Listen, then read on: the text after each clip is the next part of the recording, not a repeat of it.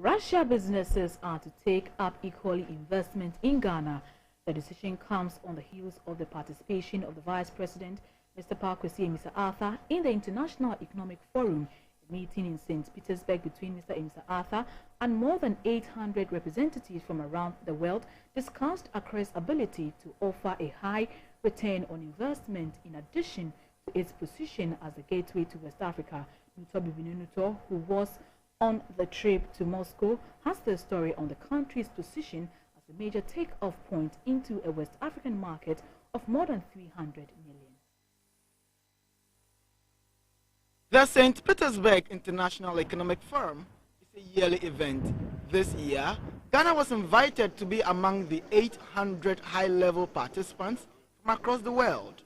The opening panel discussion included the President of Guinea, Alpha Conde, Vice President Kwesi Amissah-Arthur, and Russia's Deputy Foreign Minister Mikhail Bogdanov. The discussion centered on Russia-Africa trade and the need to advance new frontiers.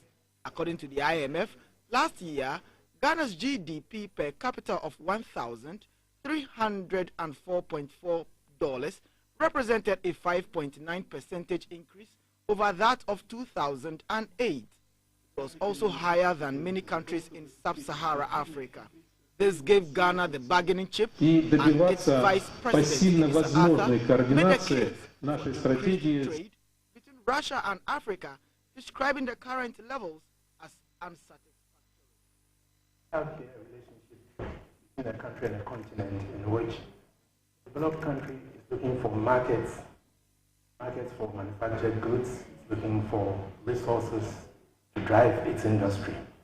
Now on the side of Africa, our vision is different. Our vision is one in which we are seeking support, cooperation to develop our economy, to develop the natural resources that abound on our continent. Also, clearly two different visions.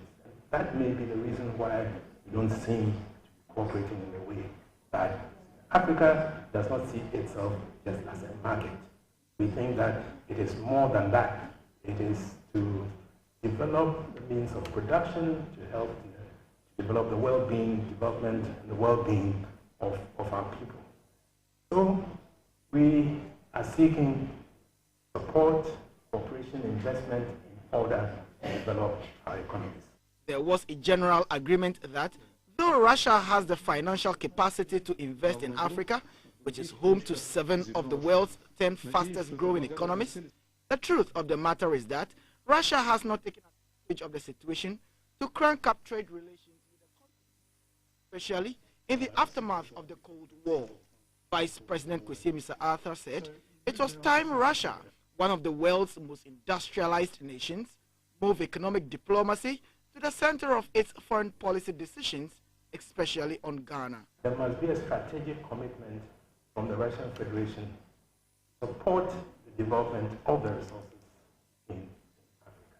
And that must be done in a participatory manner. We should not just be looking at the old narrative of companies that are coming to exploit natural resources, export them, and then we import manufactured commodities. There must be a change of the narrative. That's the first objective I think that this 16 should achieve.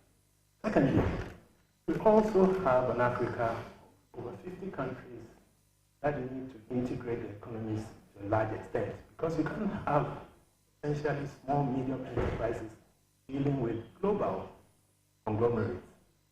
The competition is unequal. The relationship is unequal. So we in Africa are developing strategies to move the economies ahead through regional integration efforts. That's happening in all the sub-regional groups. We need support because it will help in other countries if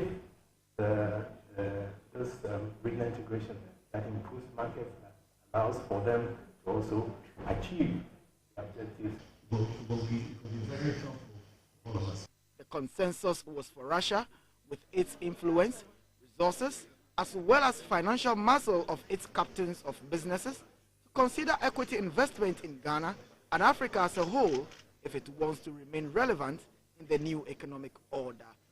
Nutor Bibini Nutor, GBC 24, St. Petersburg.